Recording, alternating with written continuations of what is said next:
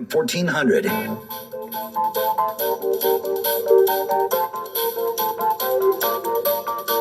The Trevor Carey Show on the Valley's Power Talk. Well, we got a a rhino incumbent, a Republican incumbent, Congressman David Valadao.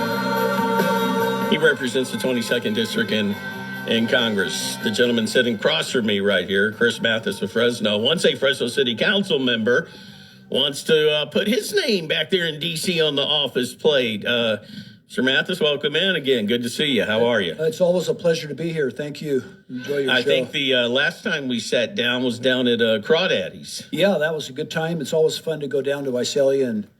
Boy, can you imagine that joint jumping tonight where the World Ag Expo kicking off tomorrow? Unbelievable, yeah. And they did pretty well during the Reawakening tour a couple of weeks ago. Yeah. A lot of folks. A lot of Republican activity down there. Yeah, they do a great job. The owner does a real good job there.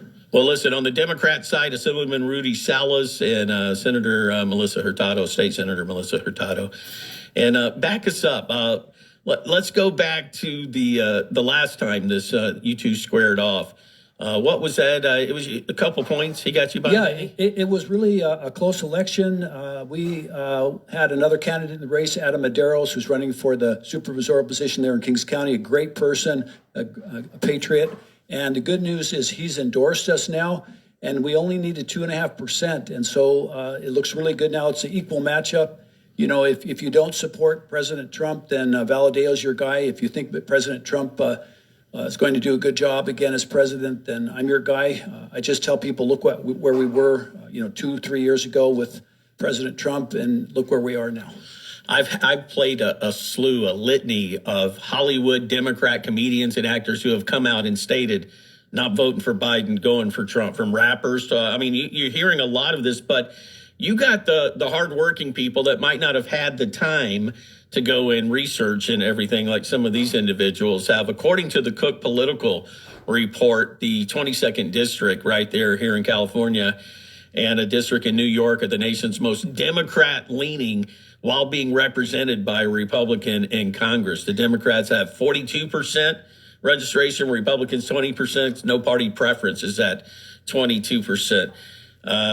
If you go in there and you win this as a Make America Great Again, which I've stated is, hey, you want America to be first, just like we want our families to be. It comes from the same place in the heart. You're going to take care of your family. You're not going to go broke before you go help somebody feed the family down the street. So as we look at that, how are you going to go in there and convince Democrats and these no party preference to go your way? Well, I think it doesn't have so much to do with party. I think just people in general are fed up. If you look at just this last 2 years with the cost of living, families on fixed incomes, and they're not keeping up with inflation.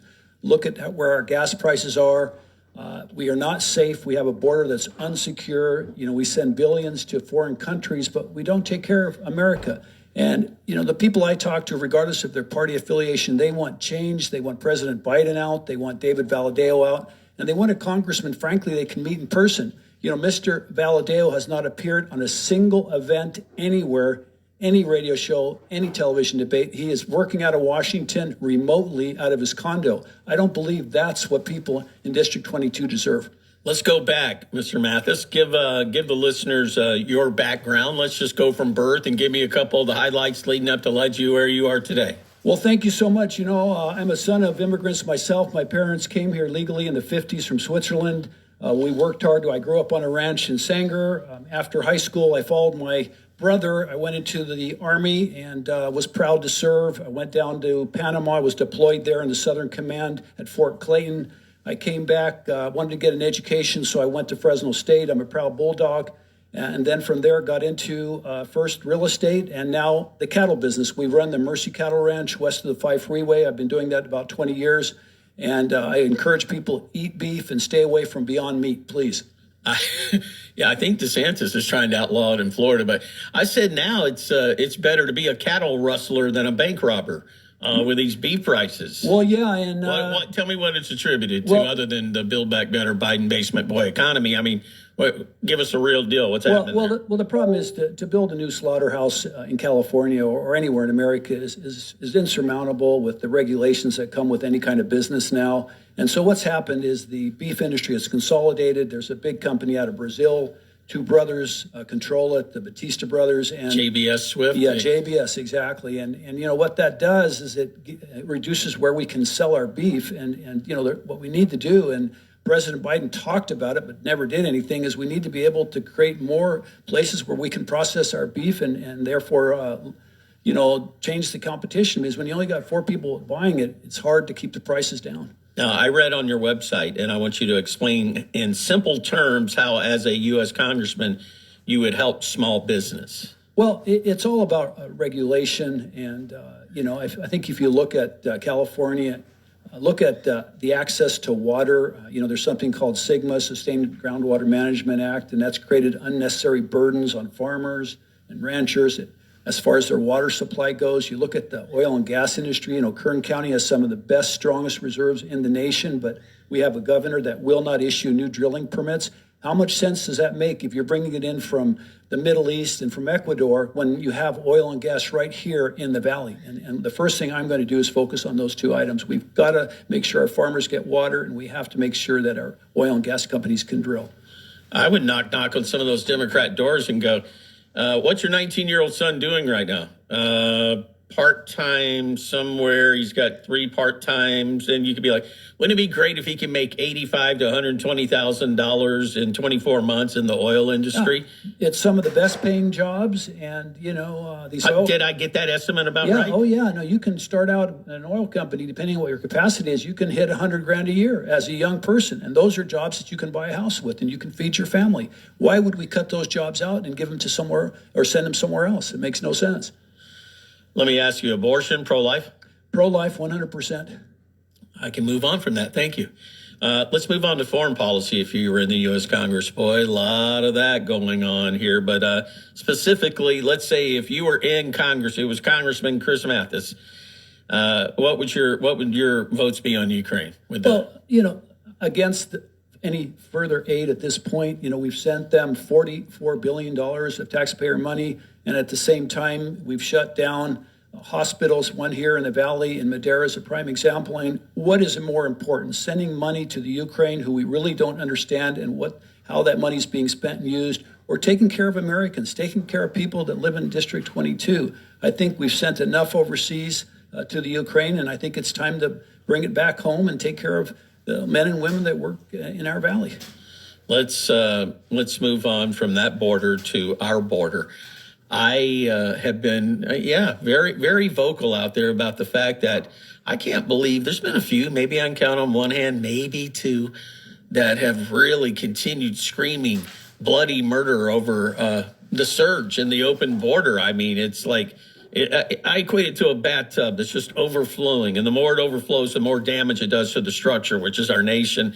And they'll talk about that. Republicans will hold press conferences about the plumbing and I think we should call this to have that shut off. And let's vote on which plumber we should call. And let's look into the wall. No, turn off the valves right now. No one has gone and done that. Shut off the valves from running. Exactly. It's an embarrassment when a governor of Texas has to take the place of the president of the United States to secure our southern border. Let's applaud him. It's Seriously, Governor Greg Abbott. Greg Abbott, yes. Hero. And you know, it's pathetic. I just listened to a story of a guy that was on the border, and he said that they came over from other countries. They were given an ankle bracelet and cash. Within 100 feet from the border, they cut the ankle bracelet off, put it in a dumpster, and then they've just melted into the society. And then from there, what happens? They take benefits from Americans. You wonder why you can't get a hospital appointment. You wonder why our deficit is so high. Because we are supporting everyone else besides ourselves. Is it our role to have to provide medical care and housing and everything for free for someone from a foreign country when we're not taking care of our own citizens? I don't believe it is. We have to put Americans first once and for all. My guest is Chris Mathys, candidate for the 22nd Congressional District to represent that district, which is a big Democrat district. As I was stating right there, Moody Report stated it's one of the top 2, one being in New York and one here. But you know what, Chris, it's I think most Democrats, especially a high Hispanic area that you're in, I think their morals and their views and what they want from their family is no different than anybody that's at a Make America Great Again rally. And they just got to somehow get the message. I know you talk to them at the doors, but it's an uphill battle. Yeah, we have a great Latino community. Latino community is conservative. Latinos are pro-life. They work very hard. They love their country. They are also against the border and the fact that it's open. And I strongly believe this election is going to prove that many, many Latino voters are going to vote conservative. And I'd be honored to have all of the Latino communities vote and make sure that they have representatives along with everyone else that's going to fight for them. And you can't just assume and think that every Republican feels like maybe you do as a quote, a conservative Republican. I wish we were just Republicans and it was conservative.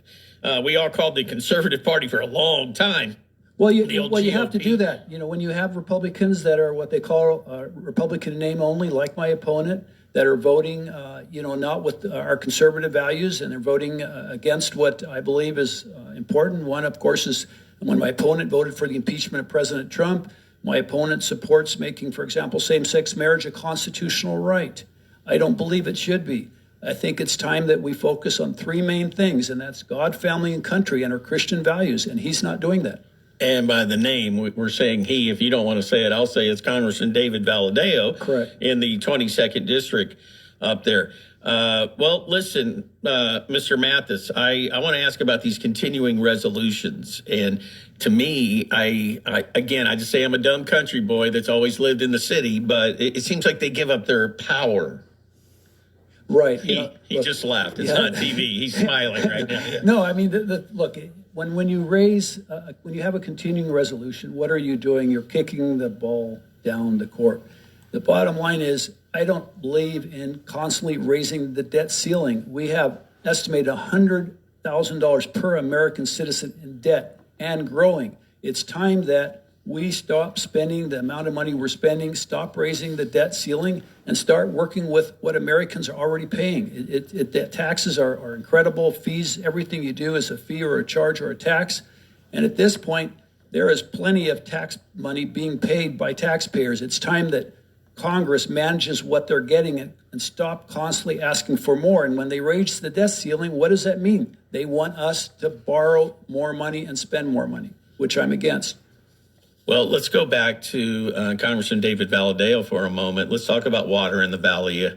Valadao's a farm guy. Can you outdo him on ag? Well, we run a cattle ranch. Water is obviously very important to us. We don't need as much water as say, a dairy or improved crops, but it's important that we do have a reliable water supply. Let me rephrase that.